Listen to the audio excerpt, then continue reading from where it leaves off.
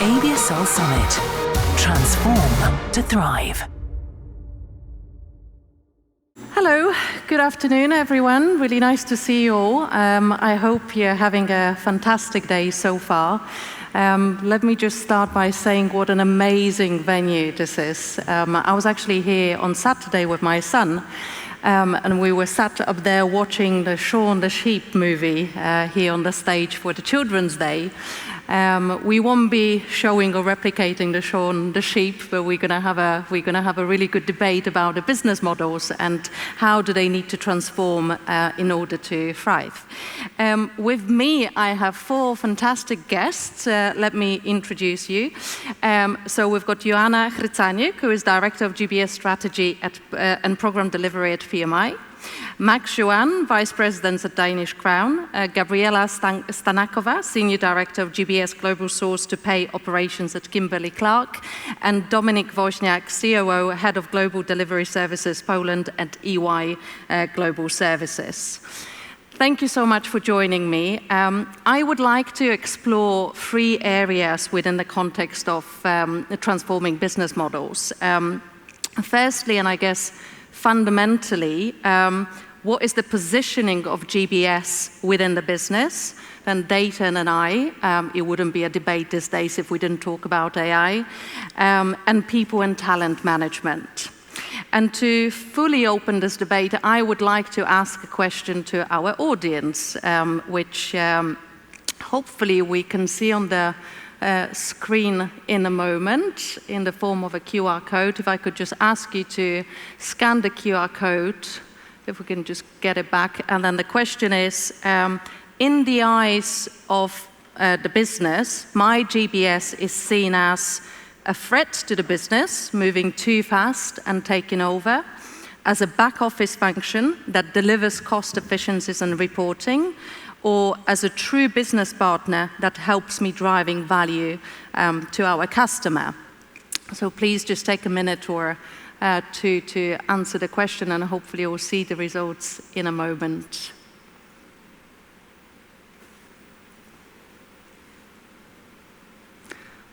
Should have some suspense music playing in the background.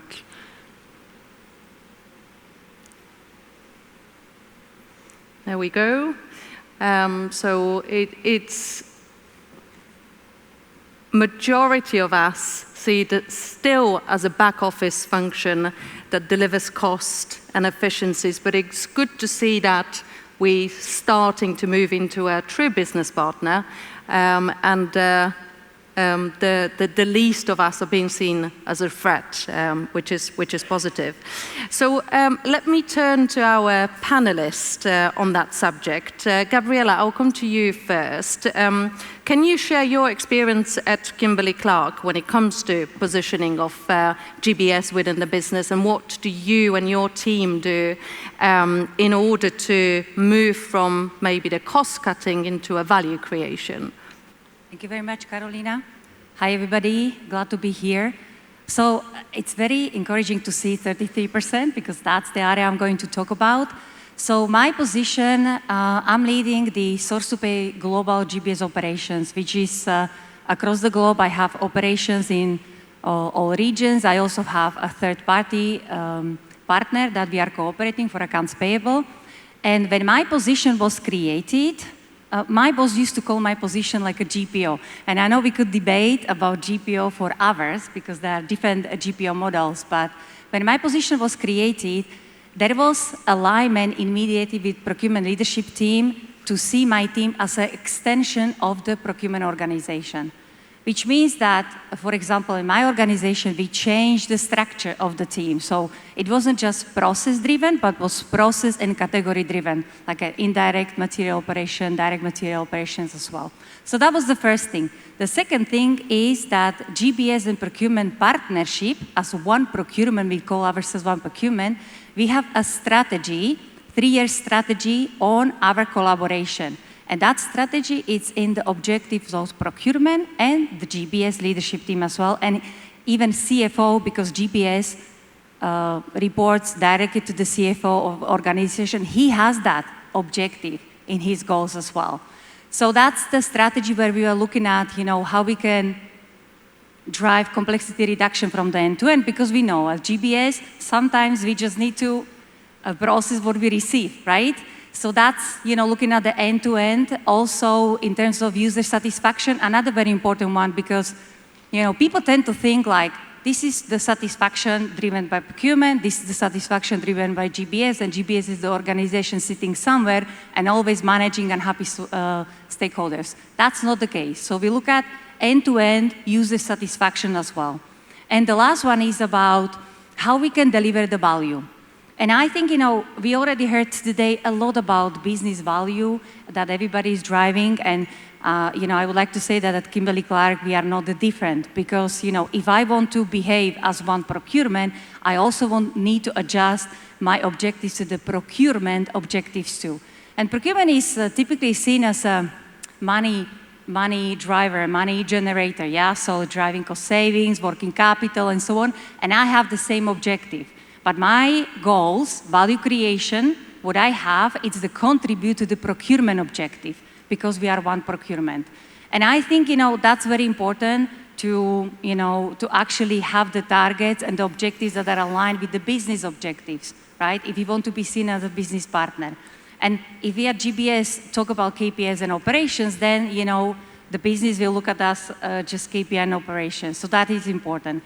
But maybe the last one to say, what is happening in my organization, I'm having conversation with my leadership team about how we can help our organization to become more business partner, because you can make that change and you can start behaving and sitting at the table with the business and, having the conversation, strategic conversation, but you also need to bring your organization with you. So I think, that's what we are working on right now.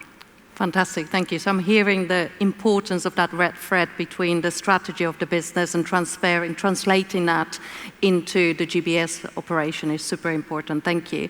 And Dominik, what is it like at EY? Is GBS still very much a back office support function, or is there a shift in the business model where you also provide services to your end customers? Can you share a little bit about that? Yes, thank you very much, Karolina. And first of all, good afternoon, everyone. It's really a pleasure to be here together with our lovely panelists and the audience to talk about such critical for the industry topics.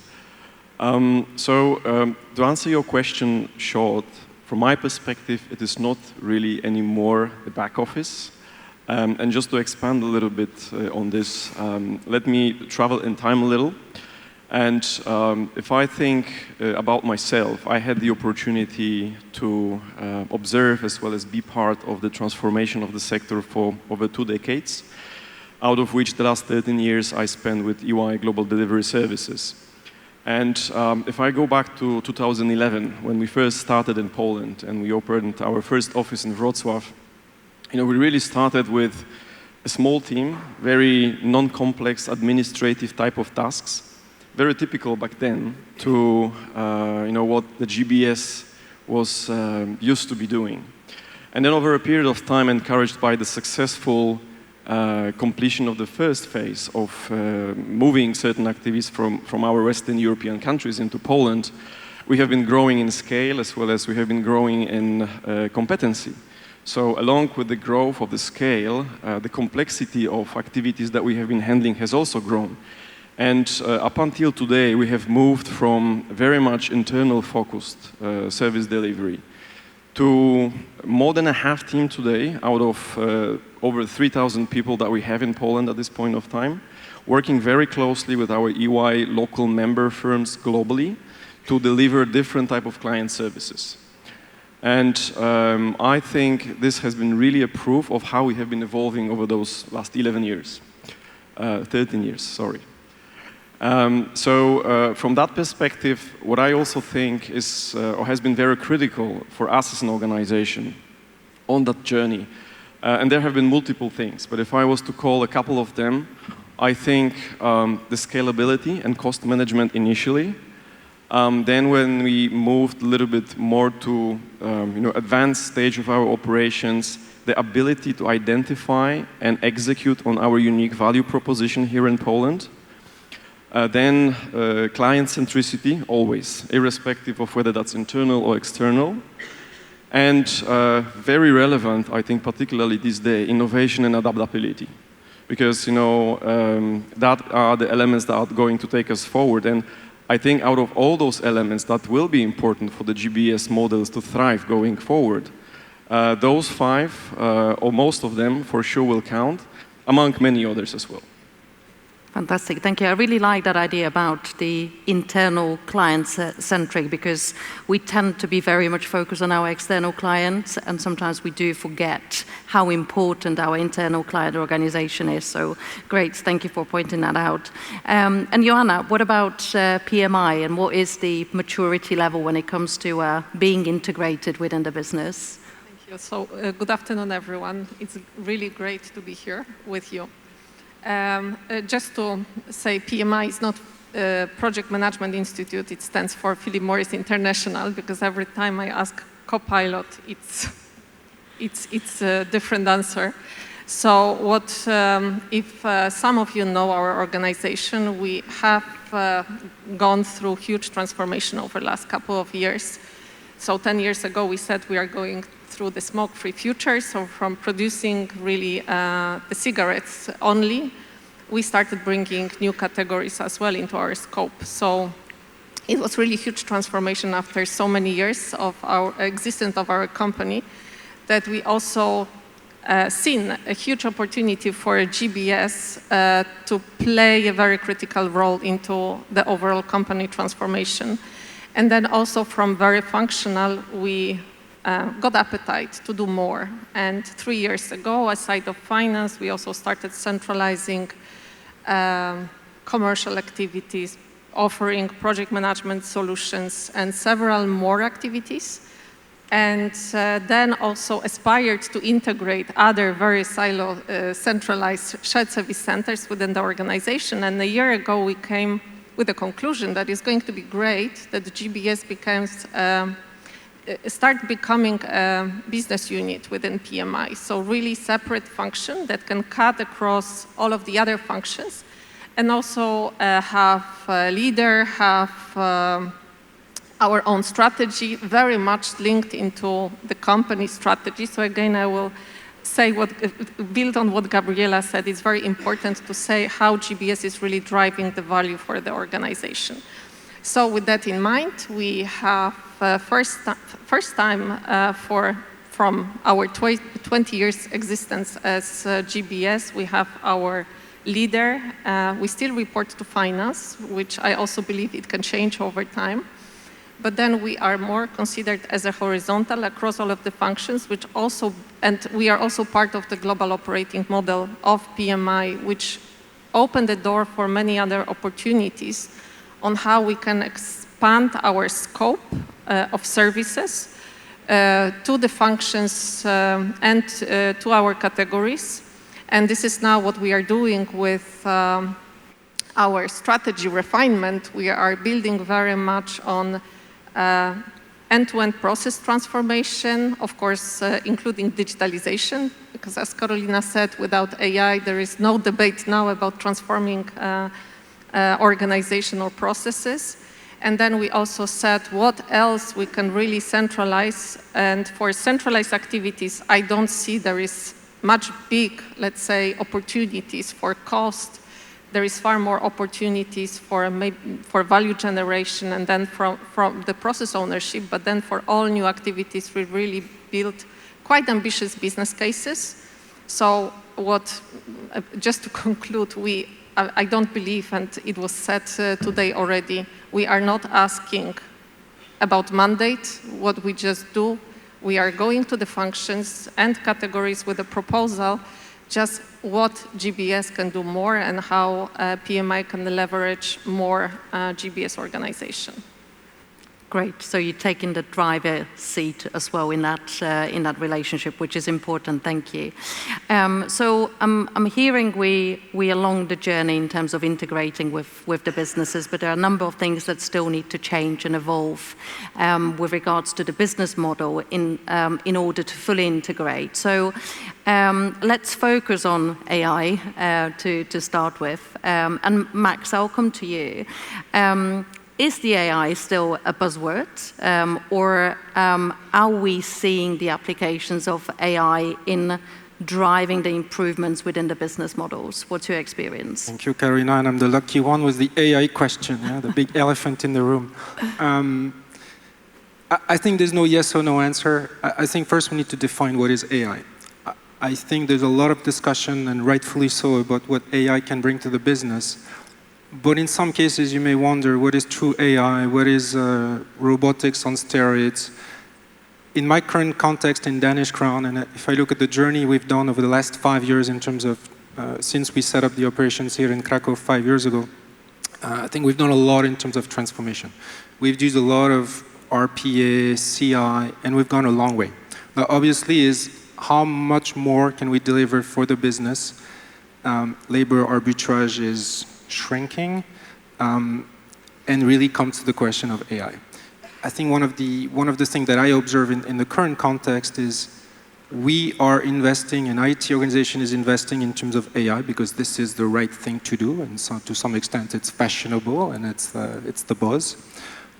But sometimes when you roll out some tool, you deploy it to the business, and what I observe is the gap in terms of what is available, how do we communicate it, and what do we want to do out of it. I think we have still not cracked this, how do we operationalize AI when we have some tools available. I do believe that in the coming months or years, or once we crack this, we can make significant improvement. One example, for instance, is on the working capital. If you look at AR, AP, inventory level, we have within GBS organizations a lot of data available. We do use a lot of different analytics tools to provide some insights into the business, but where we can embed the AI that can really give some extra recommendation in terms of how do we accelerate cash collection, how do we optimize payment terms. I think this will be the next step in terms of our value proposition to the business can go significantly further than where we are today. So I have not cracked this yet.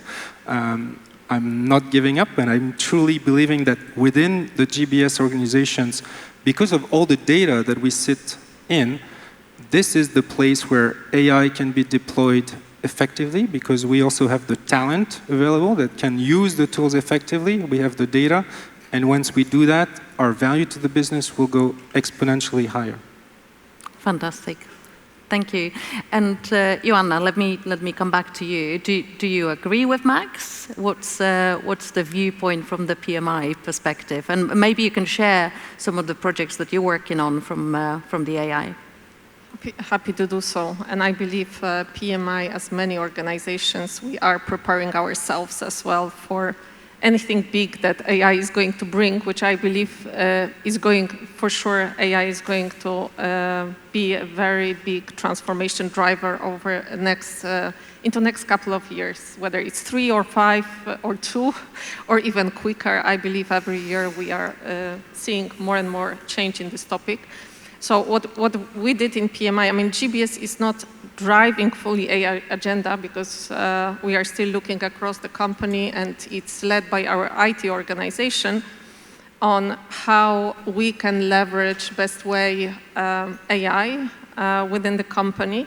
We have a big governance forum that GBS leadership is part of it, where we propose use cases, they are validated. We also need to build business cases as well, because it's important not to jump on each and every topic, because it's not to be more like a hype, but really to drive the value for the organization. So within the company now we have, I mean, a month ago we had 80 use cases. I believe so far it's growing and growing month on month, because we are also learning. We know how to leverage things. And our AI agenda is focused very much within 3 areas. It's all about people, so how we educate people, how we prepare as well our organization to leverage AI in the future. So what it is, how to use it, from some basic tools like Microsoft Copilot, whatever, or even ChatGPT that we can find on all of the apps. So we have lots of education and training for our people. It's also about processes. So I was talking about governance forums, how the process of building business case, what we should look at in terms of benefits and content and tools. And last but not least, it's also about technology, what Max was mentioning, what kind of tools we should use for what kind of, to solve what kind of problem. And maybe one recent use case, because what over the last few months we have been as GBS testing as well the video creator for the usage across the company on how to build the training materials, also some promo video of GBS now we have also done through the solution, which is really great. And GBS is now providing the service across the organization, and we are building this videos, training, learning materials to the entire organization, which I believe it's also a very first step of GBS to taking even more role into having also this AI solutions as a service line on its own. Definitely, thank you. So I'm hearing there's a lot happening in the AI space. It's definitely not a buzzword, but we still have a lot of existing data that we can use AI to help refine, so that from the business perspective we can provide intelligent insight to drive business decisions. So we've talked about AI, but around the systems, but systems processes will not exist without people in place. So let me move to the people element, probably the closest topic to my heart, given the organization that I work for, and the fact that we're so focused on people, their development, and the social mobility. So Dominik, if I may ask, you've mentioning that your GBS have been transforming from the back office into the client-facing function, and that for sure requires different skills, different type of talent. So can you maybe share with us, how do you ensure that you've got the right people in the right place, and how do you make sure that they stay there and are being developed? What's your talent governance? Yeah, so I'm really glad that after this, technology bit, we're coming back to people, because I strongly believe that whereas we are experiencing the technology revolution every now and then, for us as a business sector, we still focus, and probably for now will continue focusing on people. And from that perspective, I think your question is twofold. One is how do we attract people, and then how do we make sure that they upskilled so that they can provide services to our clients. On attracting people, let me maybe say that what I find particularly important is a strong brand. And by strong brand, I don't necessarily mean like a particular company name. I also mean, if we look at it broader, perhaps even our business niche, our industry of GBS, which should and does have a brand as well, and of course all the companies within also. And from that perspective, I think that a strong brand can help candidates to understand and align to the value that we as an industry can provide, and then also the companies within the industry. And that then helps people to identify specific opportunities for their personal and professional development within a company or within the industry. Then the second thing, which I think is a little bit more specific and can be different for different companies, is the particular employer value proposition. So I think that is unique to each of the companies. For EY GDS, what we focus very much on is creating an environment for people to be able to develop many different dimensions of development, as well as providing them with different type of experiences. And that can mean many different things for us, from learning programs that we make available to people, through to creating, supporting an inclusive work environment, people being able to get actively involved in activities beyond work, like corporate responsibility, for an example, or the well-being, which is also very critical these days, the work-life balance, creating a healthy and supporting flexible work environment. So I think all these elements are really critical for making sure that people who want to enter the business take into consideration. Then from the perspective of making sure that people are equipped with knowledge and skills required to provide the services, I think one aspect of it is the actual learning. And again, for us, we really cultivate the culture of continuous learning for people.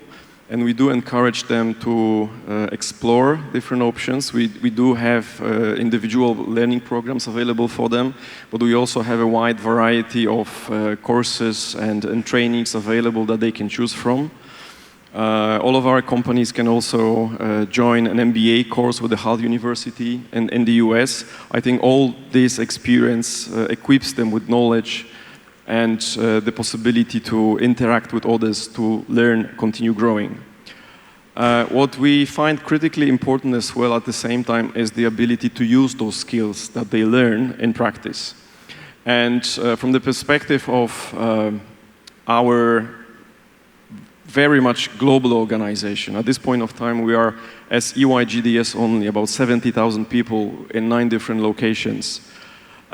So we do have a lot of opportunities for people to get involved in projects which are multi-cultural, which are focused on many different geographies, that cut across different services, that give them exposure to different clients. And I think all this, in combination with the learning that we provide, create a perfect environment for boosting people's development opportunities, which is so important for them individually, but then for the teams that they're part of collectively, as well as for us in the organization, and then in the end to our clients as well. Fantastic. I'm really pleased to hear that you refer to the employee value proposition, not only to the client value proposition that we're so used to, that we at ISS also strive to become a company of belonging, where you can be who you are, become what you want, and be a part of something bigger. So definitely can relate. And also the fact that you invest in the education and that continues learning, and people see that as a benefit in terms of the attraction, that's really great too. Absolutely, and I think particularly in today's world of change, I mean, this is so critically important. I guess we all just need to become continuous learner. Definitely, thank you. Amen to that. And Max, let me come back to you.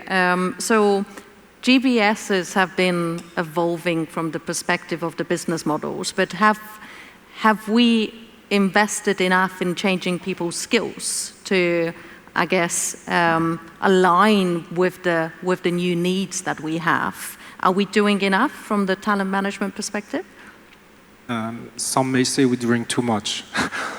But no, I think the challenge is, and I've been now in the GBS industry, mostly in Poland, for the past 20 years, and I've seen a radical shift in terms of the people, in terms of the new generation, what drives them, what motivates them. So I think the first thing, most and foremost, is to be connected with the people and to really understand what's on their mind. I think what I saw, what drove them 15 years ago, is no longer relevant in terms of volunteering for global project, traveling, promotion. All those things may not be the top priority. We in the previous presentation this morning, I heard about the FOMO, fear of missing out, but mostly from a technology standpoint. Now we're saying this from fear of missing out from a social standpoint. So should I volunteer, do overtime, go overseas, versus just being with my friends? So being connected with the people, understand what's on their mind, I think is a key thing.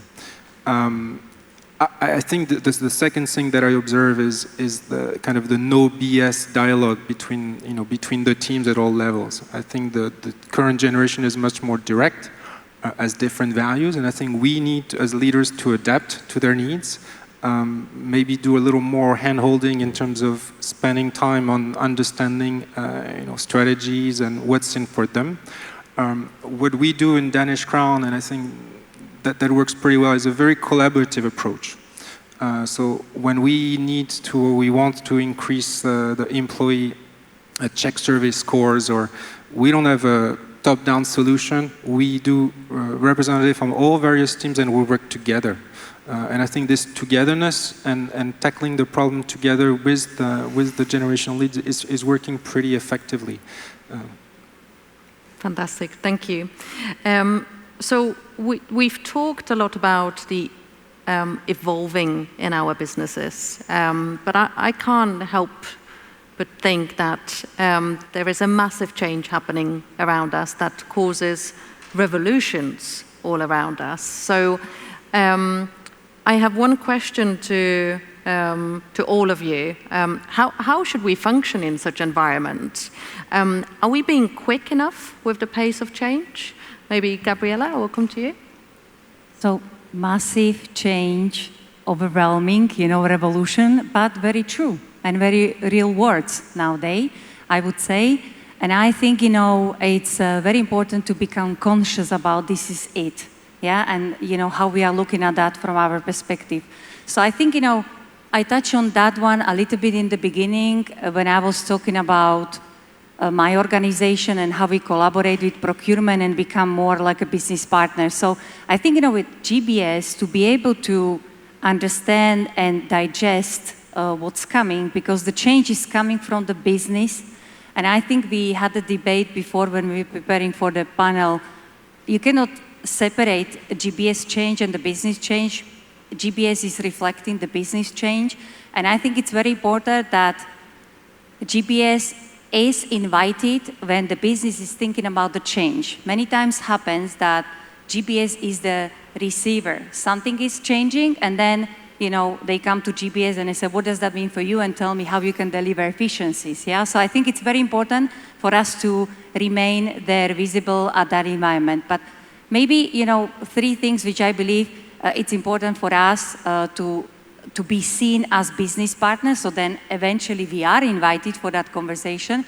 I think, the first one, strategic business partnering is absolutely critical because we need to start thinking like business. The second one would be to drive the value for the business, the value creation. It's because how the business behaves. They always think about what is the value that business can bring. And the last one, bring this disruptive innovation, because we should be seen as something different, like a business unit that can bring innovation, disruption, and we have data to actually cover and support those decisions driven by the data and analytics, because we own a lot of data. So then eventually, with the last one, we start behaving like being the business, like a business unit. So I think that's very important. And to the second question, whether we are changing fast enough, I believe that we need to accelerate and not to be waiting for to be reactive to what's happening, but actually to go and propose and ask the question. And if we don't try, we don't know. Yeah? So that's what I always keep saying to my people. If you don't give it a try, you don't know. So I would like to encourage everybody to go and ask. If you don't know, then go and ask what's going on and make yourself relevant and visible, because we should be seen, and GBS should always be the one that is enabling business transformation. I see my organization as enablers of the transformation, driving implementation and driving value. Fantastic, thank you. You're right. I said I would ask you one question and then I posed 2, so fair enough. Dominik? I guess I couldn't agree more. So perhaps just to keep it short from my side and maybe on a little bit more higher level, I think we have to embrace the change, right? So it's just there. That's part of our life every day, and I think we have to admit it and we have to deal with it. And we have to start understanding and learning how to deal with change. And then the second thing, which is related to change, in fact, is adaptability. And I think Gabriela also alluded to this. We have to be able to react quickly and appropriately to so dynamically changing environment around us. Thank you. And Joanna, comment from you? Maybe just an addition.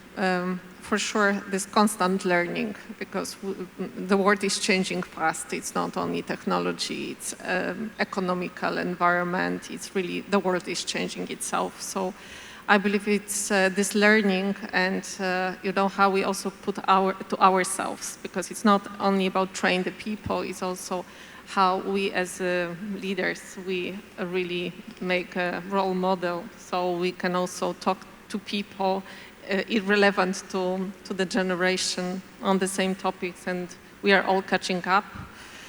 So for sure, this is one.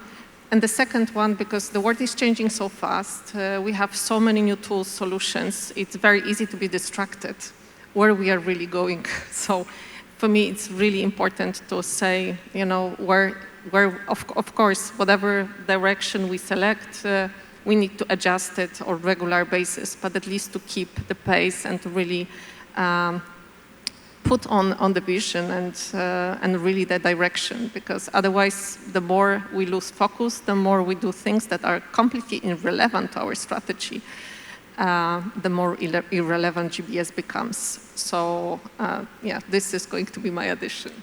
Definitely, I think we need to remain agile so then we can course correct, so we don't become this massive tanker that can't turn around. And Max, what's your remarks? Sure, you just mentioned agile. Dominik, you mentioned adaptability. I think that's the key thing. GBS is uniquely positioned to lead the change. We have the talent, the tools, the appetite to do more. I think where we need to adapt is also to the context and the company. Sometimes, and that's some of the results of the Menti in terms of a threat, or because sometimes we're moving too fast for the business, and there's something slow down. We're not ready for it yet. So I think we need to lead the change effectively, have the right discussions with the right stakeholders to be in a position that we are empowered to actually make the change, and really demonstrate the value that we bring to the business without being perceived as a threat. But I think the adaptability to the industry, to the company, and how fast they want to move is the key.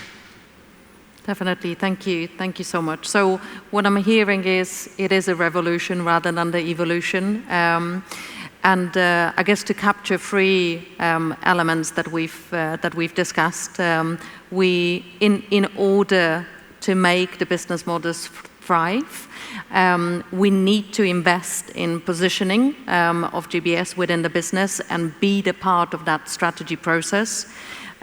We've said that digital transformation is happening, but we're still at the beginning of utilizing AI to its full potential. We know we need governance around it, and there is still so much potential in the existing data that we can leverage and we can help the businesses with. And we cannot do the things the same way and expect different results. I think that's the definition of insanity, according to Einstein. So we really need to invest in our people so they can change the way they do things, they can change the way they work, and we need to give them the right tools in order to do that. Thank you so much for taking the part in this debate. I thoroughly enjoyed it. I would like to leave our audience with one sentence of advice from each of you. And I would like you to finish the sentence for us. In order to transform to thrive, we as leaders should. Joanna? Give our employees ownership for the change itself. I said role model it. And also make sure that you go to the clear direction.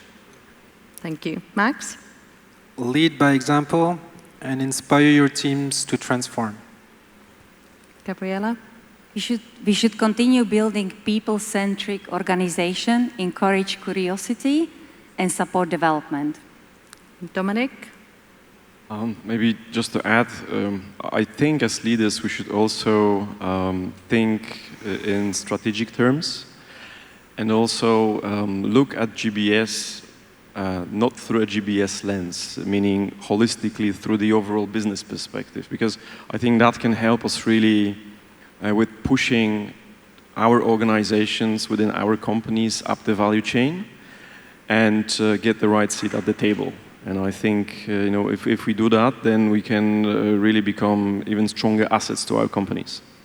Fantastic. That was more than one sentence, but that's fine. And the one from me. So, in order to transform to thrive, we should be bold, be courageous, and make ourselves a part of business decision making, and find a way of doing something good whilst we doing all that. Thank you. Thank you.